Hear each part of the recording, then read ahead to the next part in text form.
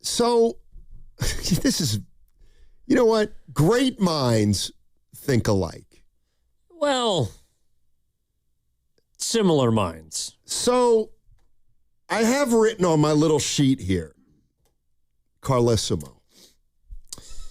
Now, why is that? Carlesimo, I'm going to tell you this. And there's a text that came in a minute ago. Steiny, I know it's not a one-for-one comparison, but does the Vitello hire remind you at all of PJ Carlesimo in a way? And my answer to that would be absolutely. In fact, I'm kind of thinking the same thing. But here's what I'm talking about. So the Warriors were known as kind of an undisciplined team in the mid-late 90s. So they hired PJ Carlesimo, a guy who they explicitly hired to get the discipline back with the Warriors, light a fire under them, all that kind of stuff. And he came in and he did that. And we all know how it ended up. It ended up with a physical altercation between Carlesimo and Sprewell. Anyway, at the time, I feel like, that was a typical, rookie mistake by Warriors ownership. They thought Rick Adelman was too laissez-faire, and so they went 180 degrees away from him to PJ Carlesimo. And I feel like Posey did the same thing with Bob Melvin. So Bob Melvin was a laid-back manager, and, okay, he gets fired. Now we're going after a young go-getter, rah-rah, enthusiastic, going to pump some life into this franchise, light fires under players. But the guy he hired wasn't that kind of a coach at the pro level. Carlesimo was that kind of coach at the pro level, even if he came from college. So he hires this guy to do this, but he's from college. So here comes Vitello, who's not a dummy, and he knows why he's been hired, but he's also smart enough to know that he can't be that guy right off the bat. And so what they've gotten now with Tony Vitello is actually a lesser version of Bob Melvin. They've got a guy who's not animated and maybe is afraid to call out some of the veteran players, but they also don't get Melvin's managerial expertise of being a manager in the big leagues for decades. So now they're stuck with a guy, Tony Vitello, who, no, I don't think he's being himself, but I don't think he can be himself or can't be himself right now. And you're also not getting some level of baseball expertise that would offset that. But in your story, in your one-to-one, it sounds like you got what PJ Carlesimo was. Correct. You're not getting who Tony Vitello is. That's what it feels like to me. So then, did they then how do you make that? How do you remedy that? How do you fix that? I think that's a great wait question. Until the end of the season? Because ideally that fire that they were hoping to get from Vitello would be the difference in them being a 500 team and them making the playoffs. Right. But in fact, it's gone the other direction. I kind of think... And we haven't even seen it. Right. I kind of think Posey and Vitello are in the same boat. Here's what I mean. Let me ask you a question, Giants fans. And I know what the first answer is going to be, but who's more of a baseball guy? Who's more of a baseball guy? Buster Posey or Farhan Zaidi? Yeah, Posey, yeah. Yeah, I'd say Farhan Zaidi. A baseball guy. Yeah. And why would you say that? Just because whether you like Farhan or not, the guy knew the minor league system. He knew the landscape of the minors, and it felt like he really had a sense of, he made smaller moves that I thought he knew how to put a roster together, and he was savvy with some moves. But I thought his greatest shortcoming, obviously, was, he's not great out front, right? He's not great out front. We see him in situations where, he doesn't know how to work a room, or he's not a glad hander, he's not a great communicator in all those situations. Okay, well, they get rid of him. Okay, so they bring in Buster Posey. All right. Well, there's no chance. I'm sorry. There's no chance that Buster Posey knows as much about baseball personnel, like from the major leagues to the prospects, like a Farhan Zaidi? No, but when I think of a baseball guy, I think of somebody who understands intangibles.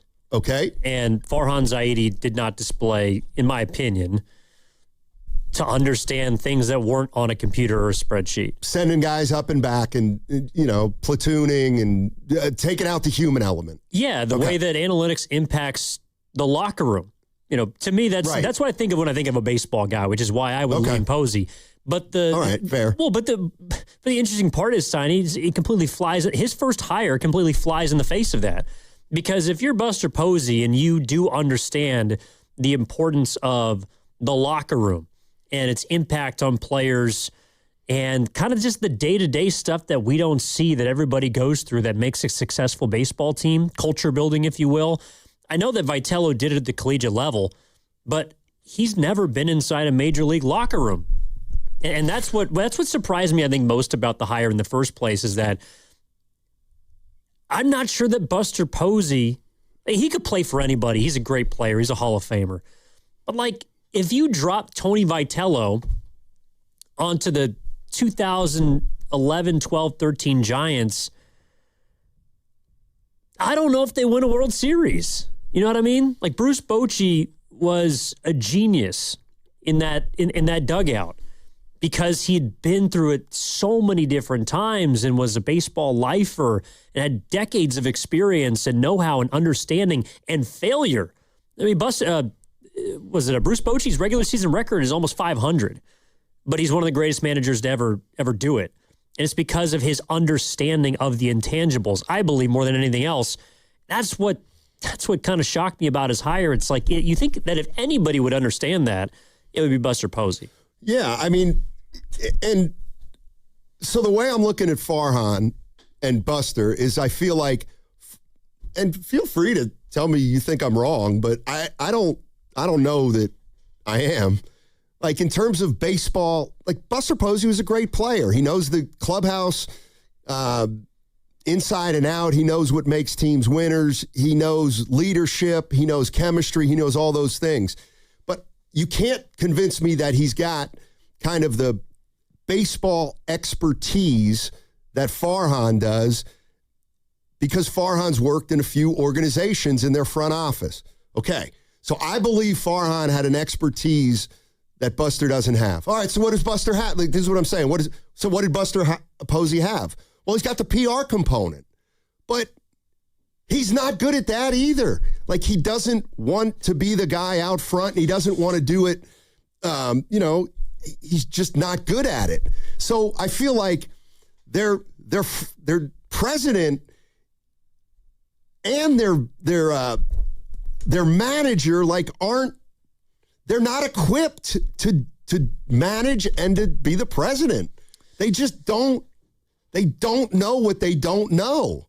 Well, I think in a perfect world, they'd complement each other because I think the issue with Farhan Zaidi is that people didn't like the face or the voice, right? It was all about the results. If people were going to like Farhan Zaidi, it's because he was going to build teams that were good. And he did it for 1 year, but for the most part, left people wanting more. But he was never the face of things, or wasn't a good one if he was. And he also didn't really have the voice because, like you just described, there was a disconnect between him and the city and the way that people view baseball, and it just didn't work here. I think that Posey is very much a face, but he's not really a voice. And I think that's why Vitello was the guy he picked, because Vitello could be the voice. He could be somebody that could step to the podium and win people over. I still remember when we carried his intro press conference live, and I was very impressed by just listening to him. I think Willard and Dibbs were too. And I was still in prove-it mode, but it's all right, that sounds like a guy that I can get behind. He's a good orator. He's got a good presence. He's humble enough. He's honest. And it looks like he's got a bit of passion. And maybe it's just because the team hasn't been very good signing, but I just feel like that the voice of Tony Vitello is supposed to complement the face that is Buster Posey. It's fallen short. It's fallen short in their first season together. And I know that they can get better, and they're going to have to. But it's so far, the experiment has failed. The experiment of a guy with no experience in the front office running the team, and the experiment of a manager with no professional experience. It's failed. And at this point, they're going to have to do a lot of work to turn that around. No doubt about it. Let's go to Bob. Bob's in San Francisco. Hey, Bob, how you doing, man? I'm doing good, and you guys picked up right on the points I was going to bring, but I'll bring them a little more forward. Posey, as you said, I think back to like a lot of like Sabean and like what he did. I mean, he went up through the Yankees organization, came here, lots of experience. But more than that, Posey doesn't have the baseball experience that most people have, which is he never was in the minor leagues. So I don't think he has the experience understanding that. I don't think he has the skills or the relationships that, say, a Sabean had throughout the league through his time working his way up through the ranks. So I think those are very difficult because the baseball manager's job is really difficult, and it's really interacting with a lot of people you know. I mean, Farhan Zaidi, he had lots of relationships. He could cut deals. He knew who was what, and people trusted him. Posey just has and it's not a knock on Posey in terms of a person. It's just like he just ain't got the deck of cards. And with Tony Vitello, I would say the same thing. He comes out of the college ranks. He goes directly in as a manager. And I don't think there's a single manager that I can think of that didn't go through the minor league, that understood the nuts and bolts of like how the major league works.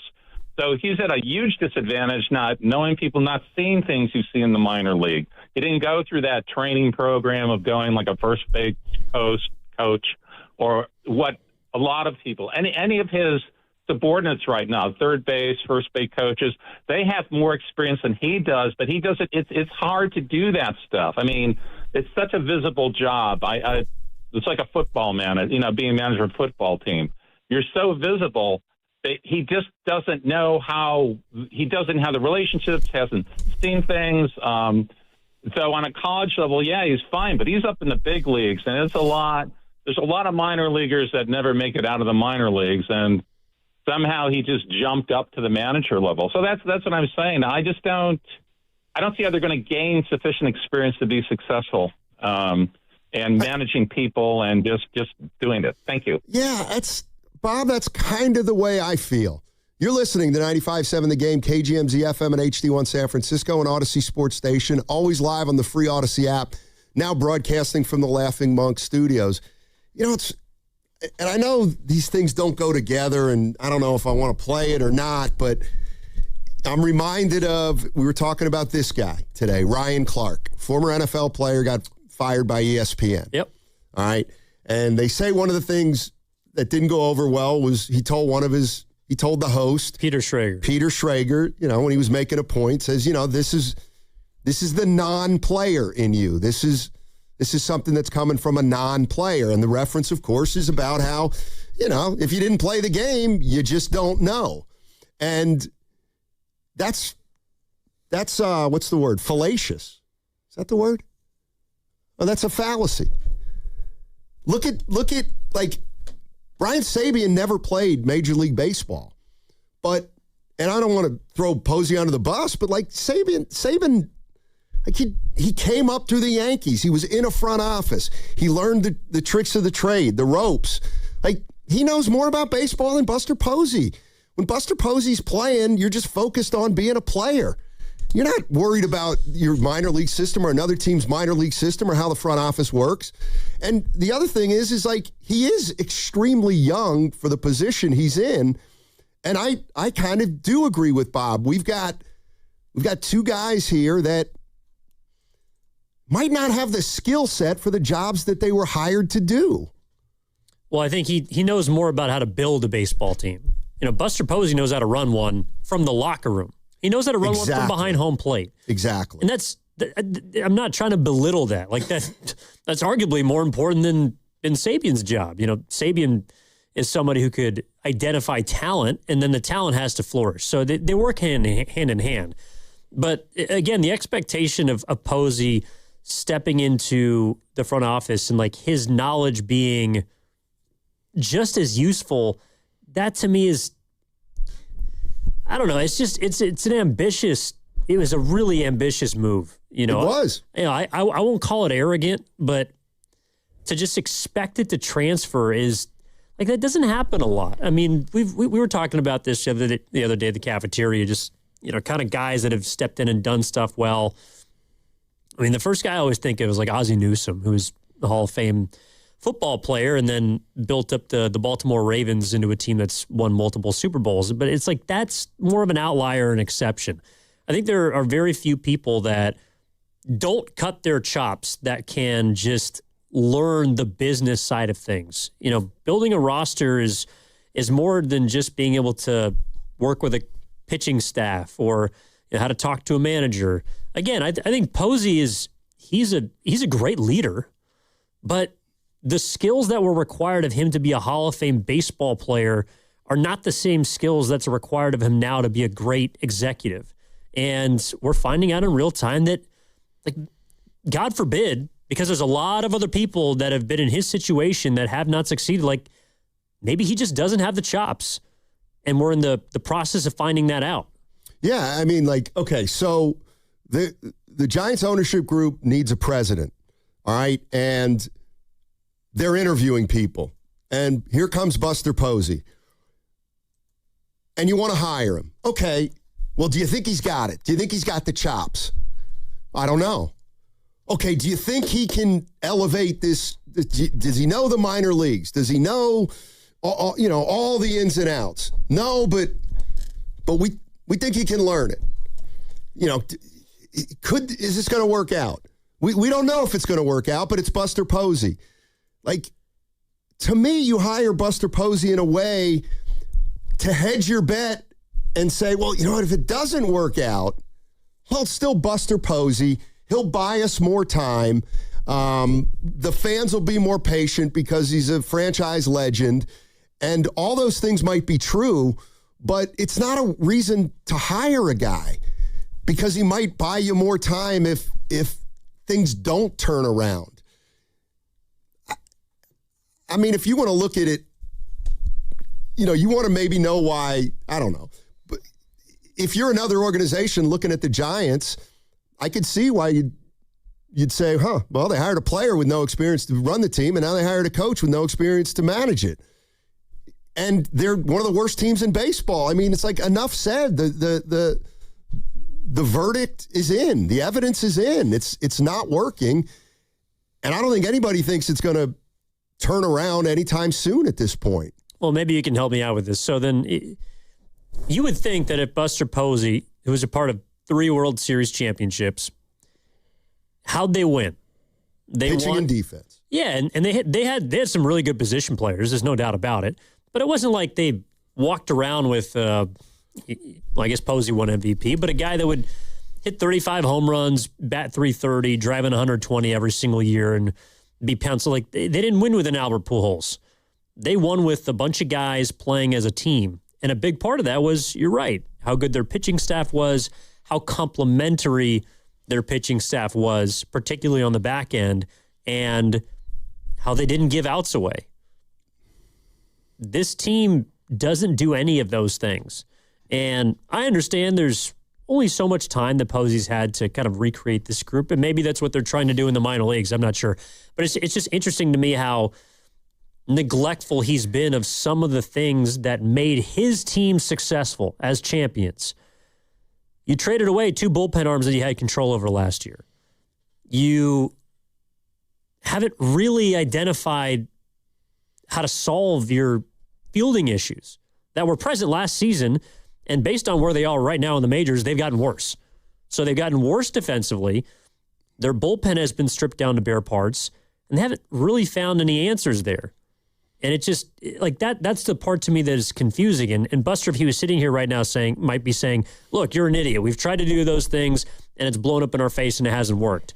But, you know, you walked into this season with Ryan Walker as your closer, and that guy has pitched in Sacramento at a point this year. Like, that tells me that you vastly overestimated his ability to close for this team.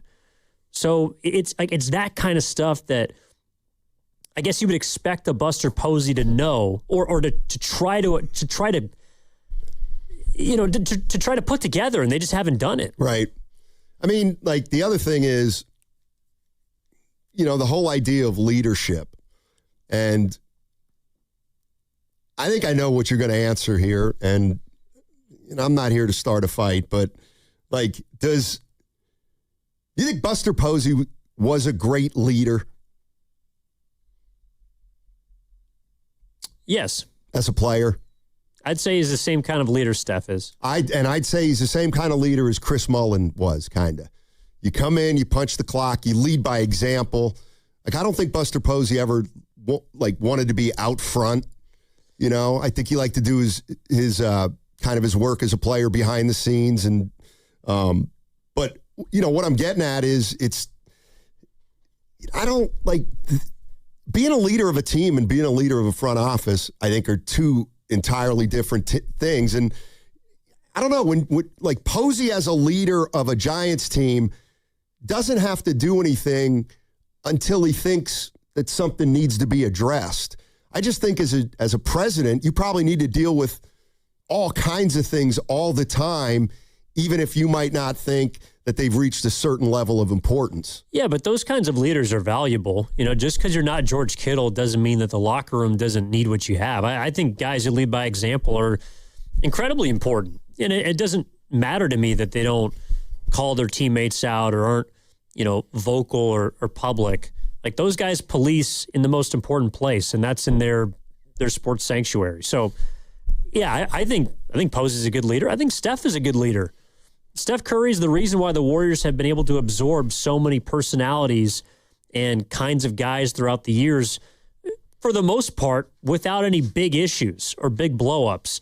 And I think you can make the same case for someone like Buster Posey, that as a player, there's a ton of zany personalities in that Giants locker room, but they never overshadowed the success of the team, you know, and I think that's valuable. Yeah, I mean, and this is from the text line, brought it up, but I can't see who. Like, I think Buster Posey would be a better manager than a president. I just do. Because he knows more about the game of baseball inside the clubhouse and between the lines than he does outside the clubhouse and outside the lines. And, you know, it's like when Chris Mullin became the Warriors GM, at the time I thought, okay, let's see. And then, because I always thought he'd have been a better coach than a GM, at least to start. And then he ended up going to St. John's and becoming a coach. I just think it's to go from a player to running an organization. That's got to be a whole new world. Well, especially if you have not been a part of the organization in any capacity other than ownership, which he's on the board.